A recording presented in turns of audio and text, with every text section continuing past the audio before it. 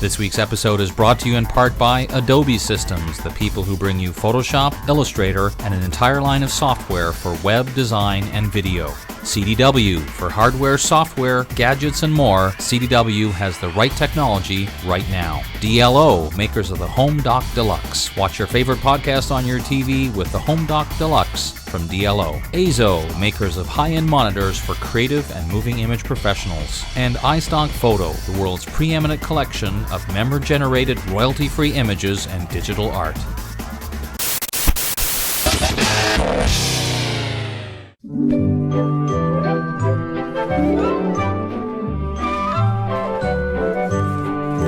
Hello. Since you're watching this podcast, you must be one of the lucky few that have a personal computer or iPod. When you watch podcasts like this one, you'll often hear a reference to a link or web link. What's a web link, you might ask? Good question. A web link is an address into a whole new world, the World Wide Web. Thanks, Al Gore. Sometimes those links are very short and easy to remember, like this one. Other times, links are not so easy to remember, like this gargantuan. Thanks to the research of the scientists in the NAP labs, we're making your life easier with this new modern convenience. Let's bring out Corey to help demonstrate. Corey? Oh, Corey? Come on, it's okay. Now Corey's going to point over his left shoulder to a small graphic called an icon. Now Corey, your left shoulder. There you go, that's better. Anytime you see this icon, you can click on it. That will take you directly to those web links on the internet we talked about earlier. So remember, when you see this icon, all you have to do is click on it. But wait, how do I click, you ask? Good question. Way to pay attention. You click using your mouse. Don't click yet, this is just an example. Ha ha ha ha. So when you see the icon, go ahead and click. Ain't technology great?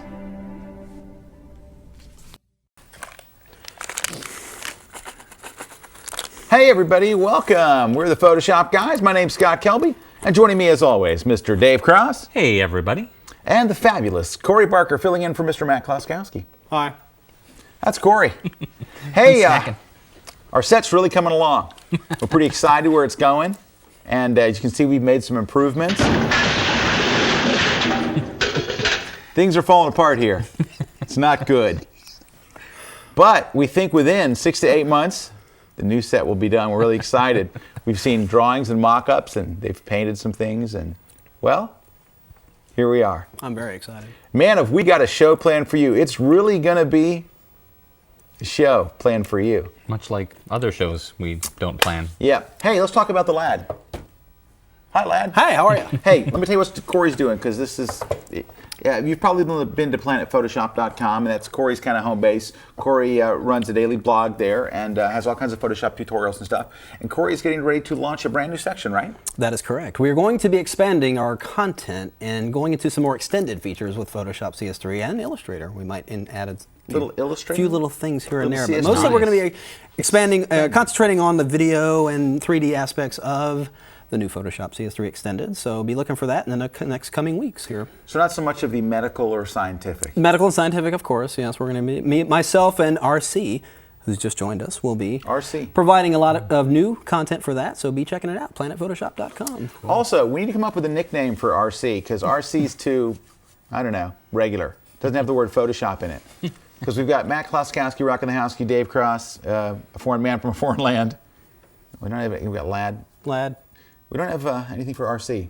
So send your emails to, who's checking the email now? You are, aren't you? For this show?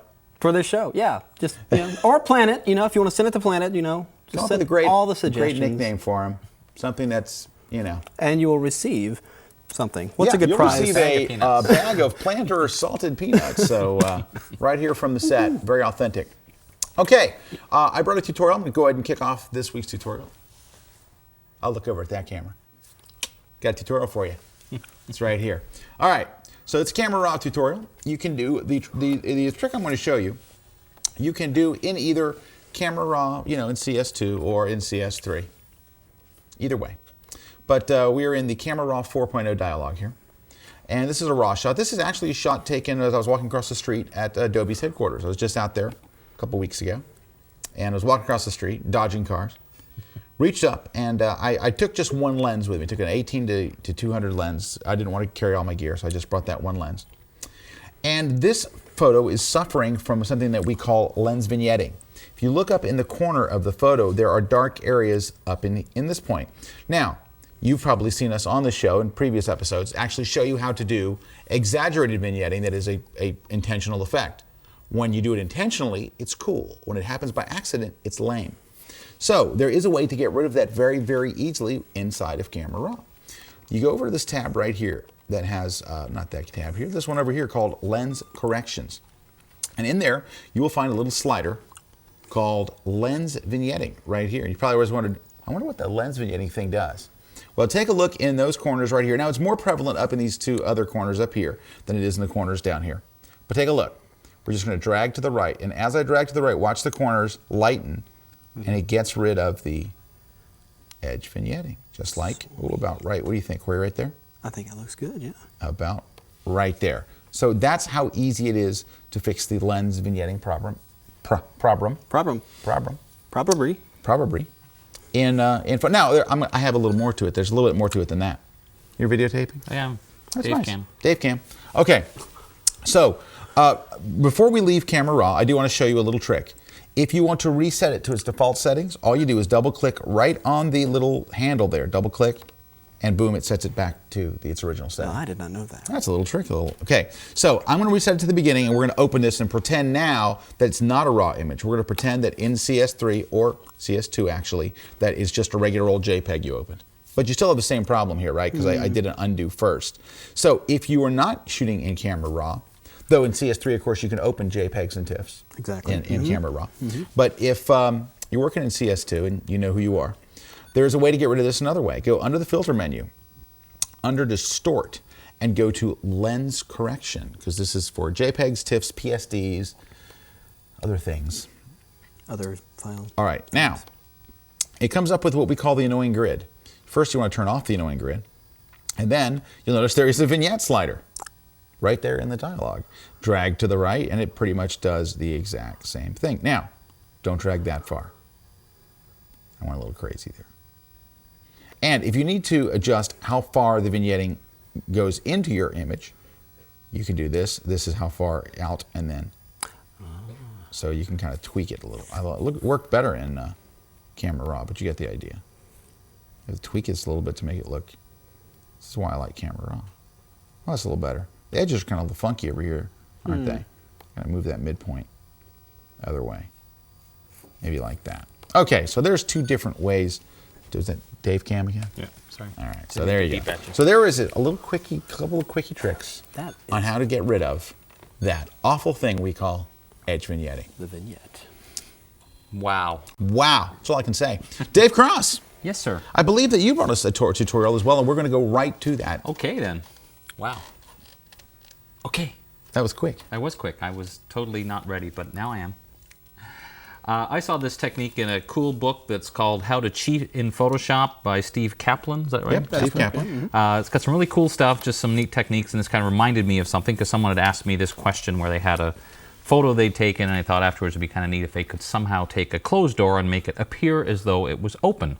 So that's what we're going to do. I remember this trick. Yeah, it's pretty cool. It's very simple, actually. The only thing that I'm going to do to prepare ahead of time here is that I notice on this particular photo, if you look closely, you'll see that it has a little lock on here, so I want to make sure that I create that on its own layer ahead of time just so that I can easily put it back should I want to. So I'm just going to make a really unlock the door before quick selection. Yeah, that's very true. You don't want to have a locked door, else it wouldn't open, would it? No.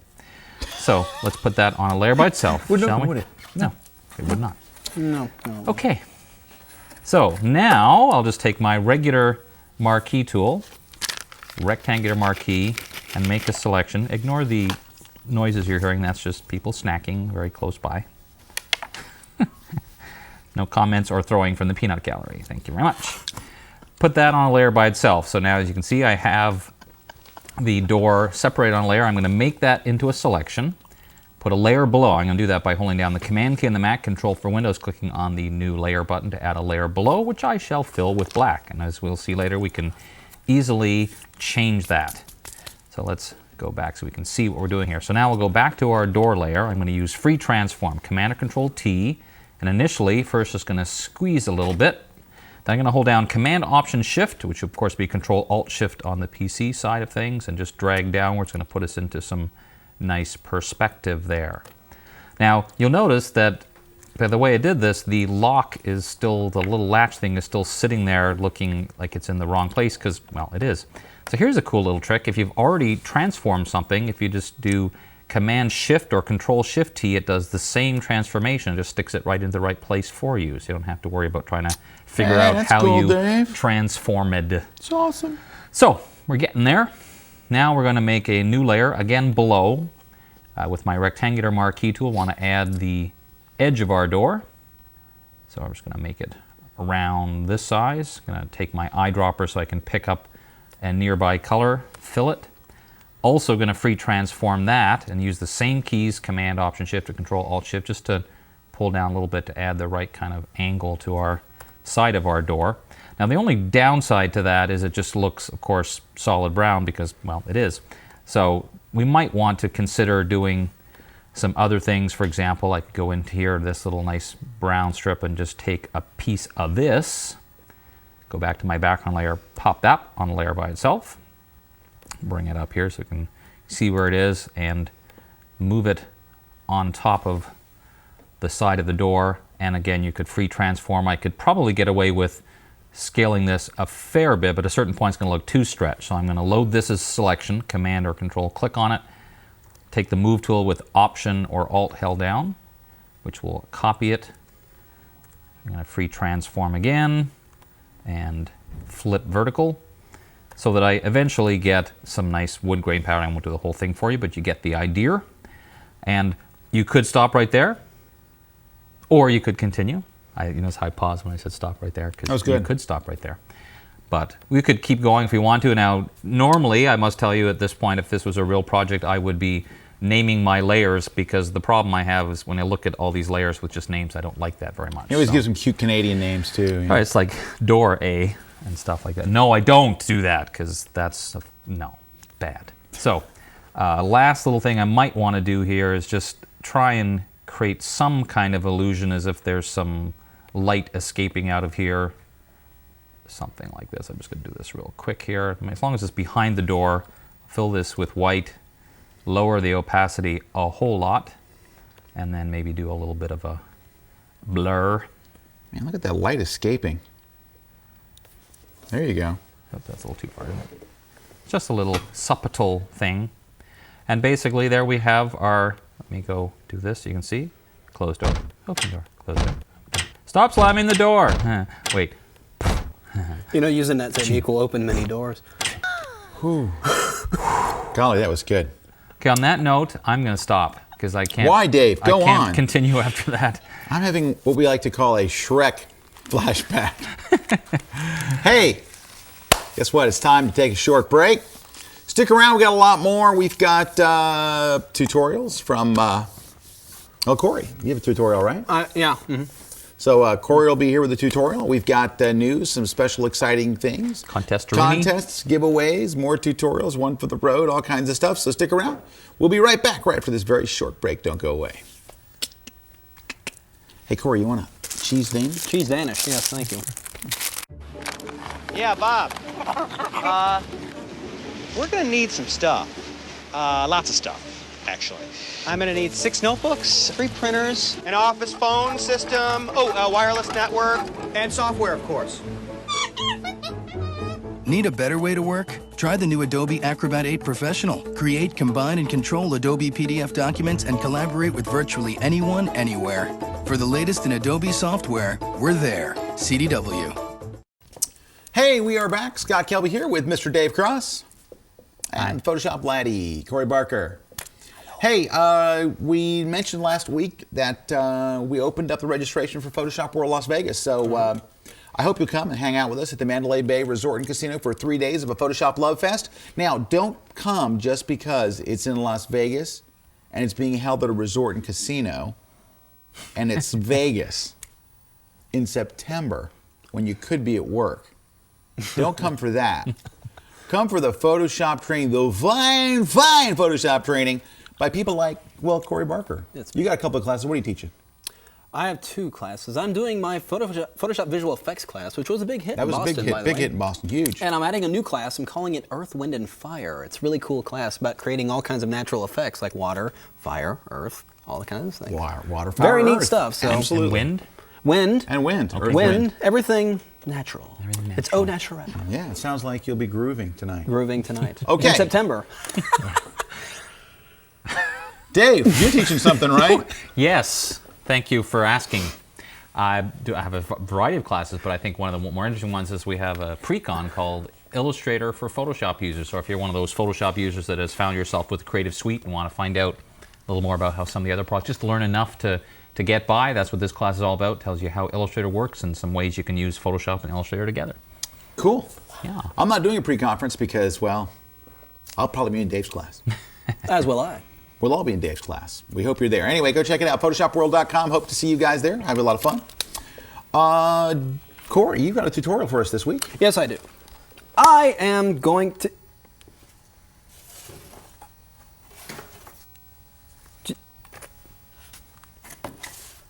I'm sorry, go ahead. Okay. I'm... CS3 Extended. I've heard of it. Photoshop CS3 Extended can now support video in 3D. Well, I've been messing around with the video features of this new version, and I've gotten some really cool techniques right here. And I've got one here. Now, you can go ahead and open a QuickTime movie inside of Photoshop. It's really quite cool. I've got 3 clips here, which I'm going to go ahead and open in Photoshop. And they will look like normal files. But if I bring up my animation panel, not palette, panel. That's a panel there. That is a panel. It's a big panel. And if in this file you can see I can scrub through, and this actually is a video file. Hey, that looks like the iPod Flea commercial. That looks like the iPod Flea commercial. That looks like Stephanie, our news girl. That is the news anchor, And that's Stephanie because Graff. she uses the term news girl, not me. So in my working document here, which is just a regular file with a black background, I'm going to create a new layer, new blank layer. I'm going to control or right click directly on this layer, and this will bring up this little menu here, and it's going to go to Convert to Smart Object. So I've made that empty layer a smart object. Now I'm going to double click on that smart object icon to open up that smart object file. So now we're inside the smart object file. I'm going to go into these video files and hold down the Shift key and drag and drop them right inside there. Each one. Holding down the Shift key will drop it directly to the center of the document. Where's the other one? There's that last one. So, I can minimize these video files. I no longer need them right now. He no longer needs them. There. They're meaningless to him. Right now they are. All right, so I've got those 3 video files inside this one smart object file. I'm going to hold down the Shift key to select all 3 layers. I'm going to press Command or Control T on the PC. And I'm going to hold down the Shift Option key or Shift Alt to scale these toward the center, and it will scale them proportionately to the center. Look at that. And we're going to scale them down right about like that. And let's press Enter. And it has scaled all 3 because I had all 3 selected. And with them on, I'm just going to put the bottom right along that guide right there. I'm going to select this top file. Let's scoot that over a little bit. Just putting a little bit of space between each object. Just like that. Now, I'm going to group these 3 smart objects into their own smart object. Don't do it. Smart object palooza. So we're going to go into the layer panel menu here. With those 3 objects all selected, go into Convert to Smart Object, and it makes it one layer there. I'm going to duplicate that layer. And we're going to go under the Edit menu, go to Transform, Flip, Vertical. I'm going to drag that down because this will be a reflection. And I'm going to add a layer mask to that file, or layer rather. And let's get our gradient tool, making sure we're going with a black to transparent gradient. On that layer mask, I'm just going to hold down the Shift key and drag from the bottom up. That will mask that down a little bit. I'm also going to highlight the layer itself and drop the opacity down to about, say, 50%. Let's do that. All right, So that is that in that smart object. So I'm going to close this file and save the changes, and it will update inside my original file. There is look at that. Those objects. Now, of course, if I scroll my thing, you can see that we're still getting movement in there. So let's add a few more items in here. I'm going to go in here and create a gradient, just to kind of give it a little bit more character in here. Let's drag that layer beneath the video layer and drag in from the top, or the bottom rather. Just kind of give it like that. Now, selecting that video layer, I'm going to go ahead and warp it. Warp, yes. We finally worked warp into the show. I'm going to press Command and Control T to bring up the free transform, and hold down the Control key or right click right directly on that. We'll go to warp here. And then in the warp menu right up here in the options bar, we're going to go to bulge. But I don't want it to bulge outward, I want it to bulge inward. So we're actually going to input a -30 on the bend option here. And we'll just press enter to commit that. And we're going to need to scale this in a little bit just so it fits inside there. Just like that. Now, going to do one more thing. Nope, I want to add a text layer. Just going to click right inside here. We're going to add I. It would help if I could see the text I. Pod. They can still hear you when you whisper. Yes, I know. I don't know if you realize that. iPod, please.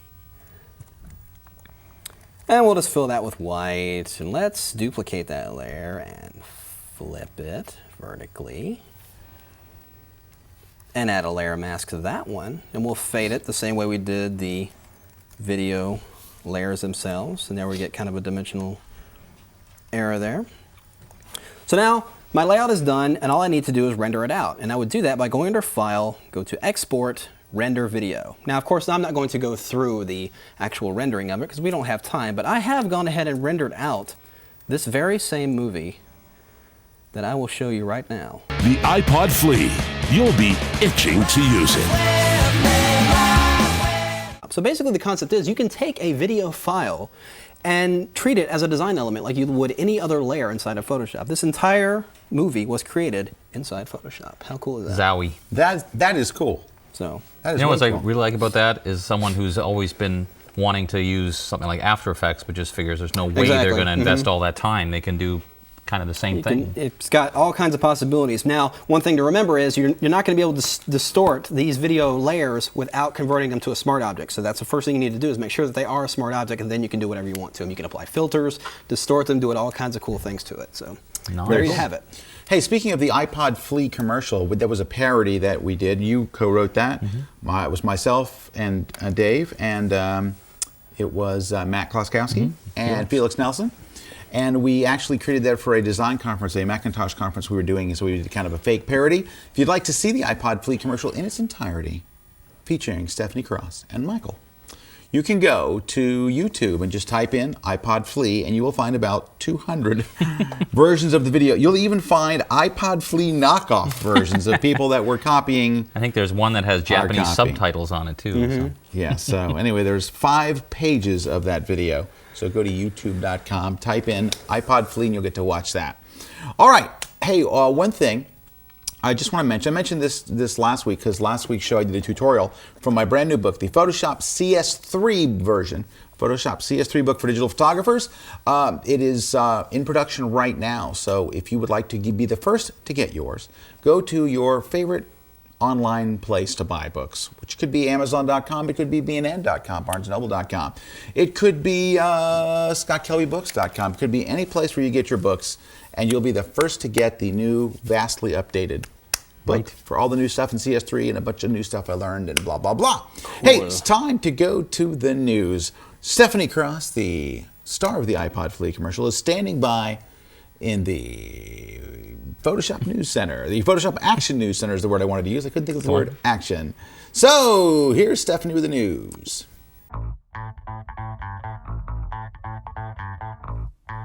Photoshop Storm Team Action News with news anchor Stephanie Cross. Hey guys, Stephanie again with the news for you today. First off, the Photoshop Creativity Tour is coming to Canada this summer. Bert Monroy will be teaching in Vancouver, Calgary, and Toronto. Look for details soon at photoshopseminars.com.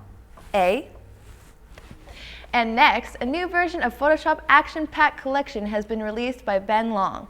This pack allows you to create complex automated image processing workflows. Check it out at this website right here. And finally, DxO Film Pack and On1 Software's new plugin Suite 3 are now available together at a significant savings. Visit On1 Software for details. I'm Stephanie Cross, and I'll see you back next week.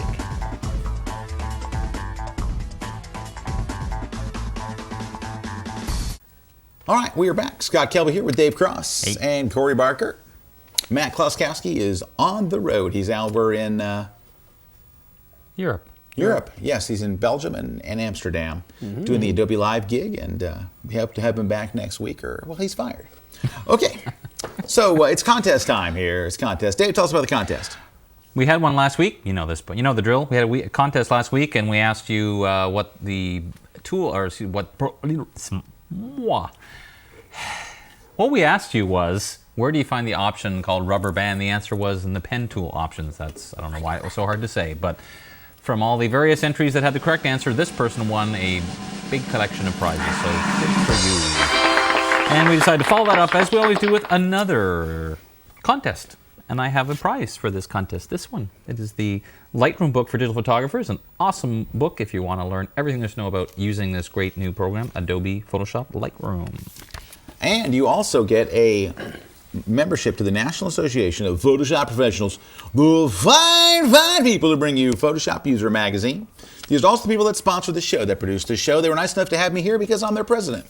Okay, so you get a 1-year net membership. You also get a subscription to Layers Magazine, the how-to magazine for everything Adobe. So this covers all the Photoshop stuff. This covers everything else. And a little bit of Photoshop. And also, the Photoshop CS2 Speed Clinic by the man from overseas, Matt Kloskowski. Right here. Yeah, good That's stuff. right, the Speed Clinic. Get faster at Photoshop. And peanuts. And peanuts. Let's see if there's anything else we can give them here. Well, you look through that, Wallace. Okay, so here's the thing. We got another question, okay? All right. You have to answer it, and you have to get the correct answer. This one's a harder one, I think. Oh, yeah, that's actually, granola bites. Cool. Okay, so granola bites and peanuts. Are there any more cheese danishes? So the question is, where do you find something in Photoshop that would be called system layout? Oh, there is one. I told you it was harder. System layout. So you'd have to go and just check every panel menu and find it. InDesign? So go to your regular thing, enter once, good luck, I hope you win. Awesome. Okay, next. All right, well, we like to give you 3 things to do between this week's show and next week's show, and then at the very end, we sweep in with 1 tip for the road. But before we get to tip for the road, which is my weekly tip of the road, we have 3 things. What's your thing? Well, to go along with the Everything Adobe magazine, it also has a website, layersmagazine.com. It has all kinds of video tutorials, articles, reviews, and it has a user forum for all Adobe products. It's very cool stuff. Check it out, layersmagazine.com. There's also banner ads, too. Banner ads. There's all kinds of advertisements all around. Lots of good stuff. You know, with no discounts at all, so check it out. It's all good for you. You'll feel right at home. Alrighty, Mr. Cross, what do you have for us? I have a website that I've recently discovered that I think is pretty cool. It's called SitePoint.com. It has a lot of stuff to do with web design and tips and tutorials, but there's one aspect I think is pretty cool. It's people who are looking for a design and frankly don't want to pay the going price, so they basically have a contest where they'll offer up a prize like $100, $200 for a logo design, and people upload their designs, and if they win, they get a little bit of extra cash. So it's a combination of some tips and things you can find out, learn, and also a chance to get yourself a little bit of extra cashola. So kind of cool. Interesting. Very cool. I'm going to send you to a blog that I've added to my daily blog read. It's called the Pixelated Image blog. Now I have to look at the address because the address is, well, it's not that easy. It is http://pixelatedimage.typepad.com/pixelatedimage/.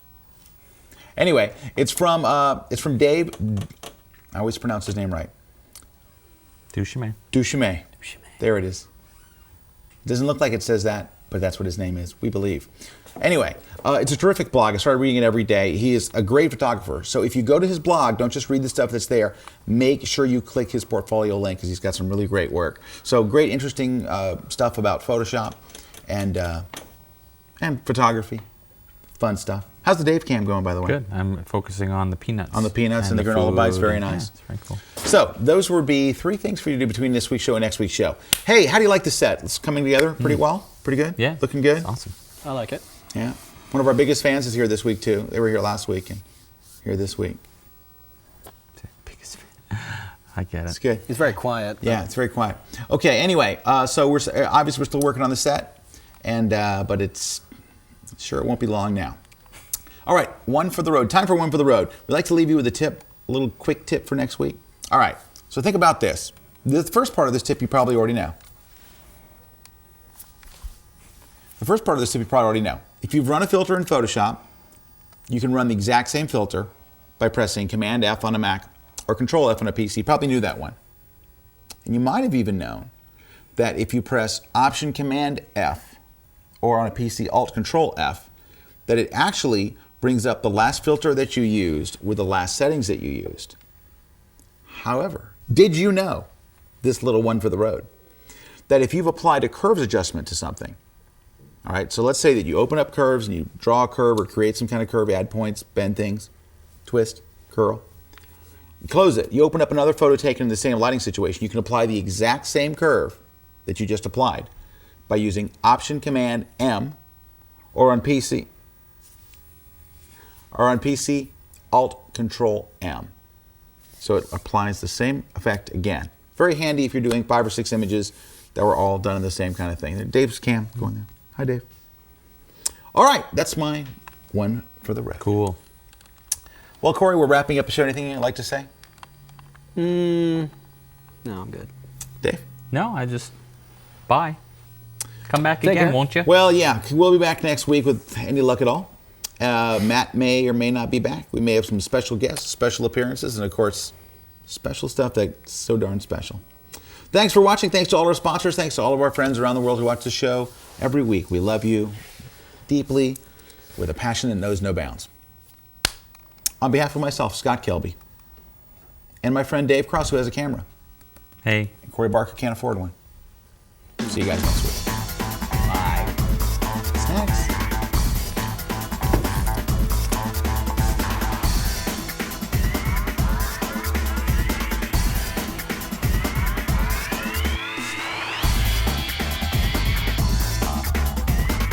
I feel like I'm being watched. Oh, it's the Dave cam. Dave cam.